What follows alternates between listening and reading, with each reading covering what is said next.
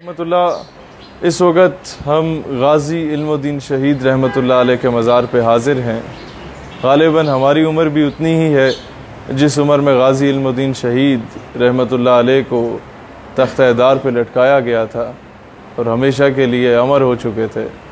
मैं एक बात आप लोगों को बताना चाहता हूँ, बिलखुसूस नौजवानों को, कि अगर आपसे कोई पूछे कि आप नामूस रिसालत या ख़त्म नबूवत सल्लल्लाहु अलैहि वसल्लम के दिफा के लिए किसी आलिम या पीर के पीछे क्यों जा रहे हैं, तो आप उसे कैटेगोरिकली और लॉजिकली एक चीज़ बता सकते हैं कि अगर हम नामूस रिसालत का दिफा कर रहे हैं तो हम लोग कायद-ए-आज़म रहमतुल्लाह अलैह की पैरवी कर रहे हैं जिन्होंने गाज़ी इल्मुद्दीन शहीद का केस लड़ा था। हम लोग अल्लामा इकबाल रहमतुल्लाह अलैह की पैरवी कर रहे हैं जिन्होंने गाज़ी इल्मुद्दीन डिफेंस कमेटी बनाई थी। और जब कायद-ए-आज़म रहमतुल्लाह अलैह जेल में जाते हैं और कहते हैं कि इल्मुद्दीन, तुम एक मरतबा कह दो कि जब मैंने गुस्ताख को कत्ल किया तो मैं होश में नहीं था, तो मैं तमाम सबूतों और दलाइल की रोशनी में तुम्हें रिहा करवा सकता हूँ। गाज़ी इल्मुद्दीन ने तारीखी जवाब दिया कि जनाबे वाला जिंदगी चे पहला कम कीता है जड़ा होशिश रह के कीता है। और फिर कमरे अदालत में जाते हैं तो जज अंग्रेज़ था, वो कहता है कि इल्मुद्दीन, तुमने गुस्ताख को कत्ल करके कानून हाथ में लिया, तुमने तौहीन अदालत की है।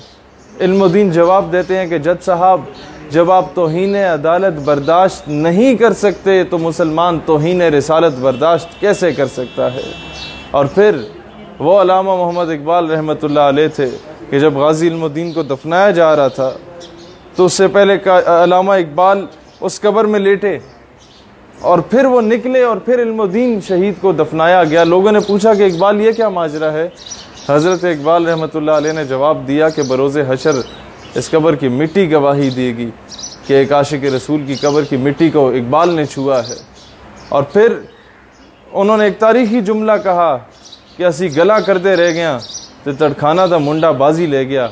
साबित ये होता है कि दुनिया की तमाम इज़्ज़तें, दुनिया की तमाम शोहरतें, दुनिया की तमाम अज़मतें रसूलुल्लाह सल्लल्लाहु अलैहि वसल्लम के सदक़े हैं।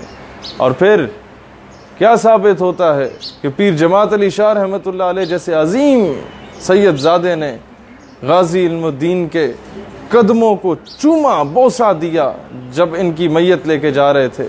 तो लोगों ने कहा कि आप तो सैयद हैं, आप तो पीर हैं, आप तो आलिम हैं और इस जवान की आप कदम बोसी कर रहे हैं। उन्होंने तारीखी जवाब दिया कि इसके पैर में तब चूम रहा हूँ कि इसने मेरे नाना के दीन की, मेरे नाना की हुर्मत और अज़मत पे पहरा जो दिया था। तो अल्लाह ताला हम सब नौजवानों को गाज़ी इल्मुद्दीन शहीद रहमतुल्लाह अलैह जैसा इश्क, गाज़ी इल्मुद्दीन शहीद जैसी तड़प अता करे। अल्लाह इस्लाम और पाकिस्तान का हामी और नासिर हो। पाकिस्तान पाइंदाबाद।